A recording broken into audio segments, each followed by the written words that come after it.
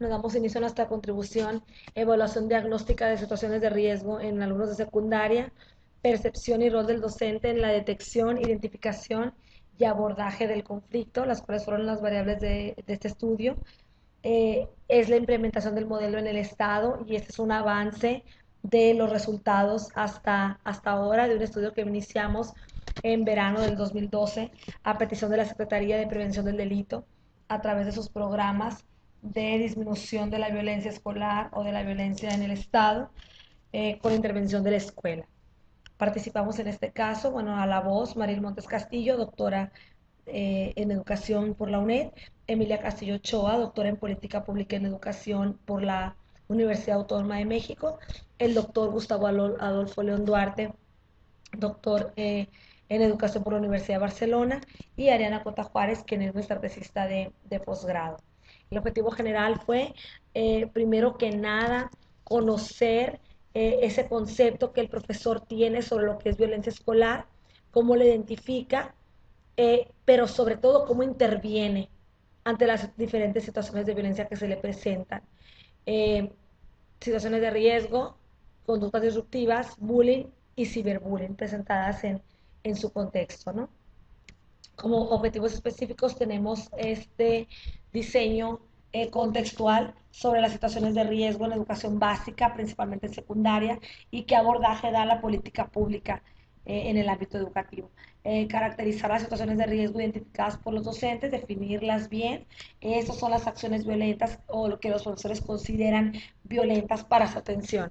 Esto sale porque hay situaciones que el Estado, a través de la misma ley, en el campo jurídico y normativo, tiene como violentas, sin embargo el profesor no las considera violentas y en tanto no las considera violentas, no las atiende, no interviene, infligiendo así en un delito el cual se persigue por oficio y que pudiera estar el profesor vulnerable a ir a prisión. También otro de los objetivos específicos es diseñar propuestas de mejora que coadyuven en la detección y solución oportuna de estas situaciones de riesgo. Continuamos con nuestro marco teórico, primero que nada, dentro de un contexto de calidad educativa y tratar de incidir, de impactar en esta mejora de la calidad, hablamos de rendimiento escolar. Rendimiento escolar como este producto académico que es el objetivo principal de la formación docente y de las escuelas. Por otra parte, los estudios diagnósticos en instituciones educativas y su incidencia en el marco social. El comportamiento del alumno es un tema que abordamos teóricamente debido a la falta de interés que los alumnos demuestran sobre estos actos de violencia en la escuela y que de alguna manera en México han sido la causa principal de deserción escolar en los últimos de 6 a 8 meses. Por otra parte, a nivel de política pública, nosotros consideramos en esta parte contextual de nuestro modelo que tenemos estudiantes del siglo XXI que son formados profesores con prácticas educativas del siglo XX y que no han llegado a esta innovación sobre la importancia de intervenir en situaciones de riesgo. Entonces tenemos que el mensaje es correcto del profesor, sin embargo el canal es el incorrecto, ¿no? Por otra parte, hablamos de planes y programas de estudio, específicamente el de educación secundaria, ya que el que infiere en la práctica docente de este mismo contexto, ¿no? Su percepción, la detección, cómo identifica y cómo aborda este tipo de problemáticas en educación básica. Ahora, tenemos otros señalamientos como lo son este aprovechamiento escolar, normatividad, certificación. Estas partes de acá de la presentación se las agregamos. ¿Por qué? Porque nosotros no teníamos una garantía de que el profesorado quisiera participar en estudios que tuvieran que ver con la violencia escolar en tanto que se sentía vulnerable. Sin embargo, después de 2 años, después de 12 años, hace 2 años se regenera, se renova la reforma a carrera magisterial. En la norma pasada, cuando se evaluaba la docencia, no se evaluaba en términos del rendimiento escolar de sus alumnos. Hoy en día sí. Cuando tú evalúas en México a un profesor de educación básica, el 50% de esa evaluación que él reciba va a tener que ver con el rendimiento escolar que tiene el profesor. Por otra parte, esta reforma pues lo norma y lo certifica como con un puntaje para recibir un salario mayor al que ya recibe. Por otra parte, esta participación que tiene el docente en la mejora de planes y programas de estudio corresponden al 5% de esta nueva reforma carrera magisterial que le dan al profesor. ¿Qué quiere decir? De que si el profesor respalda, participa en esta mejora del proceso educativo de su práctica docente, recibe el 5% de evaluación adicional. Por otra parte, siendo más importante aún que el aprovechamiento de los alumnos, es el plan anual de trabajo. Ahora a los profesores se les evalúa con el 20% al apoyo extraclase. Es un apoyo no remunerado y busca aquel impacto del profesor como en el sacerdocio en años atrás, que tuvieron un impacto social en la formación de su comunidad. Aquel sacerdote que tocaba puertas preguntando por qué tal o cual familia no había asistido a una misa, pues ahora tenemos ahora el profesor que vaya y toque puertas porque un alumno no ha asistido a la escuela, qué problema tiene, ya sea una cuestión de educación especial, con o sin discapacidad o una cuestión de violencia. Algo que haya él detectado en este índice de aprovechamiento que haya bajado en un alumno, él tiene la oportunidad de tener el 20% de esta evaluación favorable en esas reformas con el apoyo a extra clase que recibe.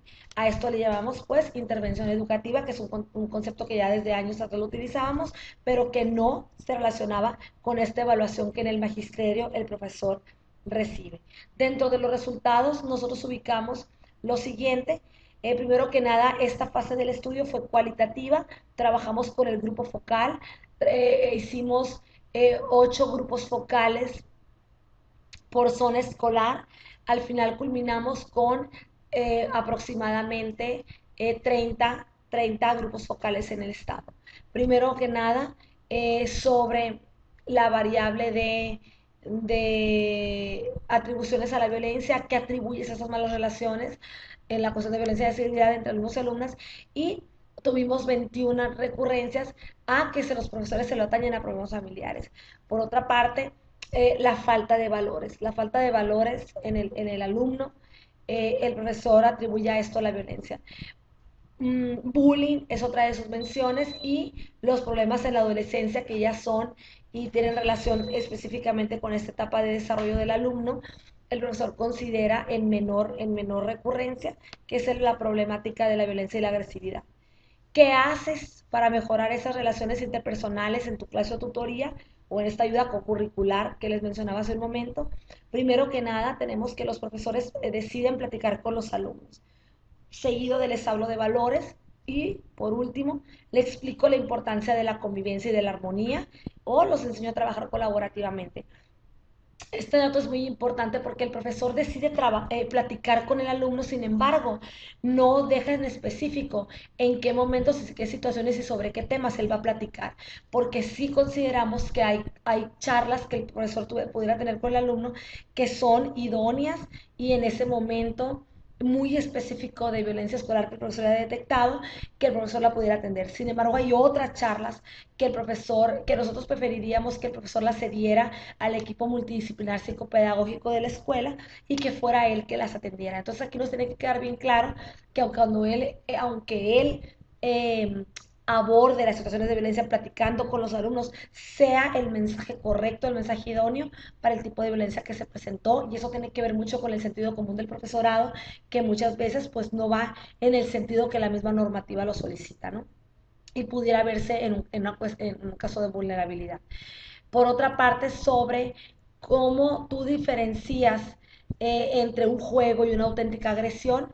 Bueno, primero que nada, nosotros le preguntábamos, a ver, si en el patio de receso tienes que distinguir entre lo que fue un juego rudo, un juego pesado, y lo que es en realidad una agresión entre alumnos, ¿en qué te fijas, cómo lo valoras? Primero que nada, él dice, pues la expresión corporal del alumno es la que me va a decir si en realidad está siendo agresivo o sufriendo otra una agresión, habiendo una víctima. Las emociones y el tono de voz de los alumnos y sobre todo las gestos y actitudes. ¿Cómo distingo que es una agresión? Bueno, las agresiones en la mayoría de las veces son verbales, las que ellos detectan, golpes, agresión física y una expresión emocional inadecuada. Los tipos de actuaciones violentas más recurrentes que tú encuentras en los alumnos, la primera mención es agresividad física con golpes entre pares, Después seguimos con agresividad física sin golpes. Sin embargo, a pesar de que no son golpes, existe el empujón, el pellizco, el jalón de cabello, el jalón de mochila, el jalón de computadora, por ejemplo, que los alumnos cargan, ¿no? Que no es un golpe en sí, pero sí sigue siendo un juego rudo que lleva violencia. Seguido de la agresión verbal en gritos y palabras obscenas, amenazas, burlas por obesidad, vestimenta, posición económica es el tercer rubro. Y por último, alumnos que desean encarar culpables o aquellos que son rechazados o discriminados por sus orientaciones tanto sexuales como la cuestión económica.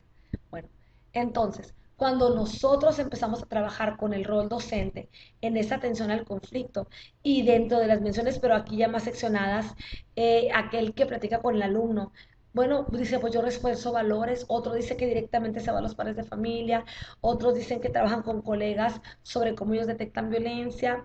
En realidad, el 20% de la reforma a los lineamientos del Programa Nacional de Carrera Magistral para los Profesores va en el sentido de la formación que el profesor reciba. Entonces, estos resultados son para nosotros un área de oportunidad, ya que ellos son valorados con el 20, evaluados con el 20% de esa formación que reciben.